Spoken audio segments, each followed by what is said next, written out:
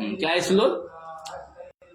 अर्थो हि कन्या परकीयैवा तामद्य संप्रेष्य परिग्रहीतुः जातो ममायं विशदः प्रकामम् प्रत्यर्पितन्यास इवान्तरात्मा। ठीक है ना? क्या श्लोक? अर्थो ही कन्या परकीय एवा तामद्य संप्रेष्य परिग्रहीतुः तो ममायं विशदः प्रकामं प्रत्यर्पितन्यास इवान्तरात्मा। ठीक है ना मदन जी? वास्तव में किसी ने प्रश्न पूछा कि जब अपनी बेटी की शादी कर देते हैं, ठीक है, तो पिता को खुश होना चाहिए कि दुखी होना चाहिए? बताइए, बोलो। ठीक है, जो मान लो शादी करोगे, एक इमेजिन करो, कल्पना करो, शादी करोगे, बच्चे होंगे, उसमें एक उन बच्चों में से एक प्यारी सी बेटी आएगी इस संसार में, उसको तुम क्या करोगे? लालन पालन पोषण करोगे, उसके बाद शादी कर दोगे। तो शादी कर दोगे तो तुम्हारा मन जो है प्रसन्न होगा कि दुखी होगा? मुझे एक उत्तर दो, बोलो बोलो यार, हंस का रहे हो? फिर शादी ही करने पहुंच गए क्या इतने जल्दी? इमेजिन कर लिए क्या? बोलो। अरे यार, किसी को भी सोचो ना, तुम्हारे घर में दीदी होगी, मेरे घर में दीदी होगी, आपके घर में दीदी होगी, सबके घर में एक दीदी होगी, बहन होगी। बोलो, उस समय मन प्रसन्न होता है कि दुखी होता है? दुखी होता है ना? मगर ऐसा नहीं है। हमको क्या होना चाहिए? प्रसन्न होना चाहिए। यही जो है भगवान कालिदास जी अपने आप मन को समझा रहे हैं। अपने आप क्या कर रहे हैं? मन को समझा रहे हैं। क्योंकि शकुंतला की शादी हो गई है, दुष्यंत के साथ शकुंतला चली गई। ठीक है, मन तो दुखी होगा भाई। जैसे आपने कहा कि दुखी है, आपने कहा दुखी है, ये तो बोला ही नहीं है ना सिम जी? मन तो दुखी होगा भाई।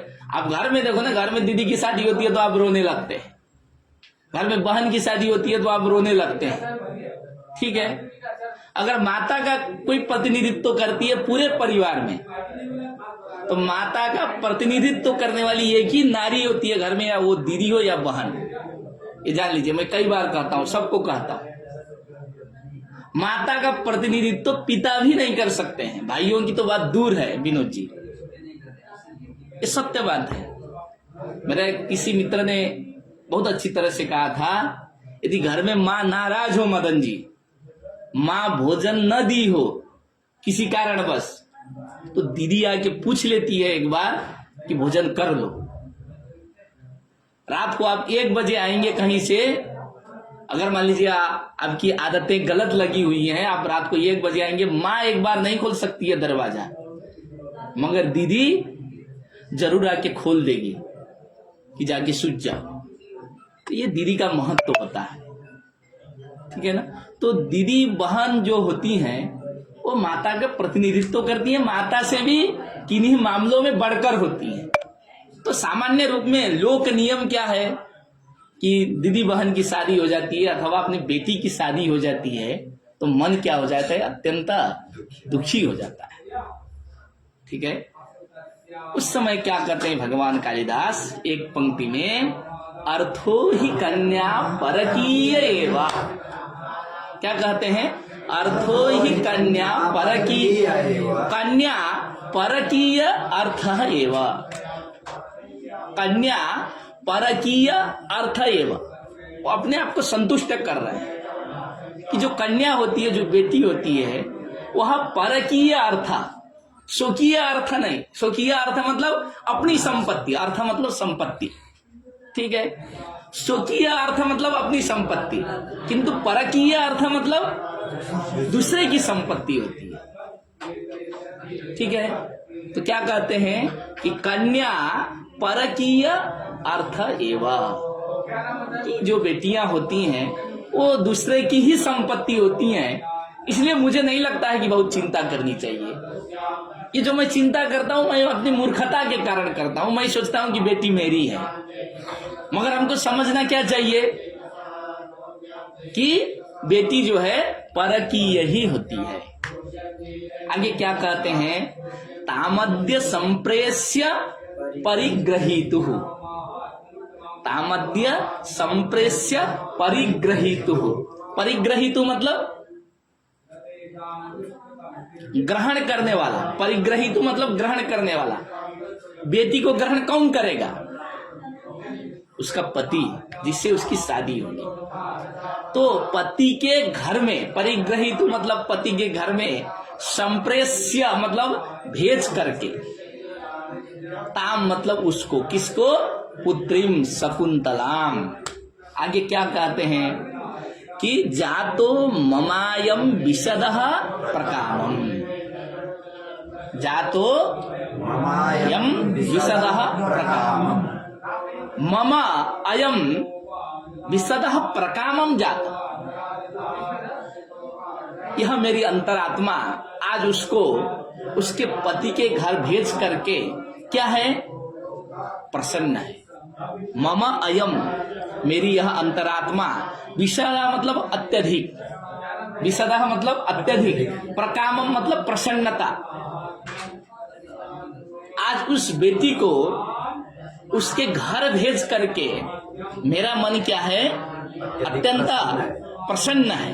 क्योंकि बेटियों की शादी नहीं हो पाती है ना, वो भी एक टेंशन बढ़ जाता है। जो बेटियों के गार्जियन होते हैं, माता पिता, 30 साल कर जाए बेटी, उसके बाद देखो माता पिता को सबसे बड़ा टेंशन उससे कुछ नहीं होता है। बेटे की नौकरी ना लगे वो टेंशन नहीं है, बेटा रोड पर घूमे वो टेंशन नहीं होता है माता पिता को। जितनी चिंता बेटी जो है 25-30 साल होने के बाद उसकी शादी नहीं हो पाती है, क्योंकि हर जगह आपको शादी भी नहीं करनी है भाई। हमारा ऐसा संस्कार है, उस कुल से आते हैं भाई, सबका अपना अपना कुल का महत्व है कि नहीं। हम ये नहीं करेंगे मेरे ही कुल का महत्व है, आपके भी कुल का महत्व है, आपके कुल का महत्व है। सभी के जितने भी जातियां हैं उन जातियों का कुल का महत्व है। वो अपने कुल से इतर कहीं जाना नहीं चाहता है, ठीक है। तो अपनी बेटी की शादी करनी हो तो सोचना पड़ता है ना। किसी भी लड़के को थमाना नहीं है कि भाई ले लो पानी ग्रहण करो, ठीक है, अब लड़की का अपमान हो जाएगा। अच्छा, अपने क्या तो क्या है कि लड़की के लिए बहुत खुल के लड़का भी ढूंढ नहीं सकते। क्यों? उस लड़की की इज्जत के लिए, उसकी सामाजिक प्रतिष्ठा है, उसकी मान मर्यादा है, ठीक है ना मदन जी। तो अगर बात किए तो एक दो लोगों से बात किए, हाँ मेरी बेटी है, थोड़ा सा देख लेते, इतना अध्ययन की है, ठीक है, तो वो टेंशन हो जाता है माता पिता जी को, एक चिंता बढ़ जाती है। और अच्छा पति मिल जाता है यदि, तो उससे ज्यादा खुशी भी माता पिता को और किसी में नहीं मिलती। भले ही मन तत्काल दुखित होता होगा, 2-4 दिन बाद क्या होने लगेगा कि हाँ मेरे दामाद तो बहुत अच्छे हैं। अरे मेरे दामाद तो कहाँ रहते हैं? अमेरिका में रहते हैं। मेरे दामाद तो कहाँ रहते हैं? ऑस्ट्रेलिया में रहते हैं, ठीक है। नेपाल में जो अच्छे अच्छे पदों पर है उनकी भी प्रतिष्ठा है, मर्यादा है, ठीक है ना। तो अच्छा यदि पति मिल जाता है, अच्छा यदि दामाद मिल जाता है, तो उससे ज्यादा प्रसन्नता माँ बाप को और किसी चीज में नहीं है। तो वही कहते हैं जातः ममायम विशदः प्रकामम प्रत्यर्पितन्यास इवांतरात्मा। क्या है? प्रत्यर्पितन्यास इवांतरात्मा। किसी का सामान आप रख लीजिए, किसी का सामान जब तक रखेंगे तब तक आपको चिंता बढ़ती है, पता है कि नहीं। मैं अगर आपको 10,000 रुपए दे दूं कि मदन जी, क्या गुरु जी मेरा तो नहीं है, अच्छा वो भट्ट वाला है, कोई रख दीजिए, भट्टा तो गया है, उसको रख दीजिए, क्या दिक्कत है, आएगा तो मांग लेगा, ठीक है ना। तो किसी का सामान रखेंगे तो वो बहुत चिंता का विषय बन जाता है। मैं आपको 10,000 रुपए दे दूं और कह दूं कि यार मदन जी इसको रख दीजिए, बोले खाएंगे नहीं, एक बार अगर जरूर देख लेंगे कि यार गुरु जी का पैसा है कि नहीं। विनोद जी को 1 लाख रुपए दे दूं तो 3 दिन में लौटा देंगे कि गुरु जी का पैसा ले लीजिए, हमसे नहीं हो पाएगा, ठीक है ना। इसलिए स्वप्नवासदत्तम आता है दुखम न्यासस्य रक्षणम। क्या आता है? दुखम न्यासस्य रक्षणम। न्यास का मतलब किसी भी व्यक्ति के किसी भी चीज का, वस्तु का रक्षण करना बहुत क्या होता है, कठिन हो जाता है। तो जो बेटी की रक्षा जो है ना, हमारे लिए चुनौती बन जाती है। बेटी की रक्षा क्या है, हमारे लिए चुनौती बन जाती है। बेटे के लिए तो खुला है, वो कहीं भी जाए, ठीक है। अगर अच्छा कुल वाला होगा आप लोगों की तरह, तब तो भाई संस्कृत पढ़ेगा। संस्कृत नहीं पढ़ेगा, कम से कम हमारे संस्कारों से वो क्या हो जाएगा, प्रभावित होगा, ठीक है। विदेशों में रहकर भी क्या करेगा, हमारे संस्कारों को मानेगा, हमारे सारे संस्कार वो जो है संपन्न करेगा विदेशों में भी। आप देखते होंगे फेसबुक में, लाइव में, ठीक है ना। ऑस्ट्रेलिया अमेरिका में रहकर भी नामकरण संस्कार भी हो रहा है ना, विवाह संस्कार भी हो रहा है, जितने भी 16 संस्कार है सब होते हैं। तो क्या है, हमारे संस्कारों से विदेश में रहने पर भी प्रभावित है, ठीक है। तो कहां थे हम? पिता न्यास इवांतरात्मा। तो दूसरे के वस्तुओं को रखना बहुत कठिन काम है, किंतु उस वस्तु को सम्मान पूर्वक अगर लौटा दीजिए तब क्या हो जाएगा, मन प्रसन्न हो जाएगा। आपका भी मन प्रसन्न होगा, हमारा भी मन प्रसन्न होगा। मान लीजिए हमने कोई चीज रखने के लिए दिया, कहे कि गुरुजी वो तो खो गया है, लाख रुपए तो कोई चुरा दिया, मैं अपने जेब से लाख रुपए दे रहा हूं। अब सोचिए क्या होगा। अगर वास्तव में चुराया होगा आपने, अगर हमारे साथ दुष्टता नहीं की है, तो आपको भी कष्ट होगा। लाख रुपए हमने जेब से देना पड़ रहा है और हमें भी कष्ट होगा। क्या बताओ यार, ये तो छात्र है, अब इससे लाख रुपए लेना पड़ रहा है, ये तो बहुत दुख की बात है, ठीक है ना।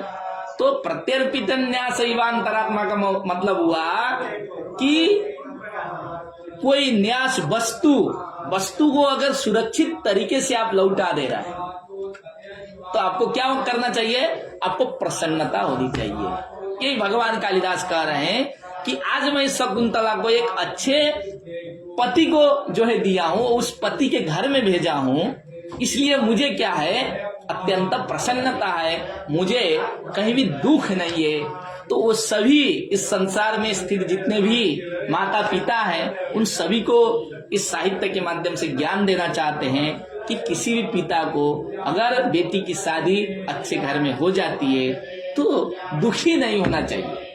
उसमें आपको क्या करना चाहिए, प्रसन्नता होनी चाहिए, ठीक है। आपकी आत्मा प्रसन्न रहेगी तब भी दूसरे के घर में बेटी भी प्रसन्न रहेगी। आप दुखित रहेंगे तो बेटी भी हमेशा दुखी रहेगी। इसलिए एक बार और श्लोक बोलते हैं, क्या है, अर्थो ही कन्या परकीयैव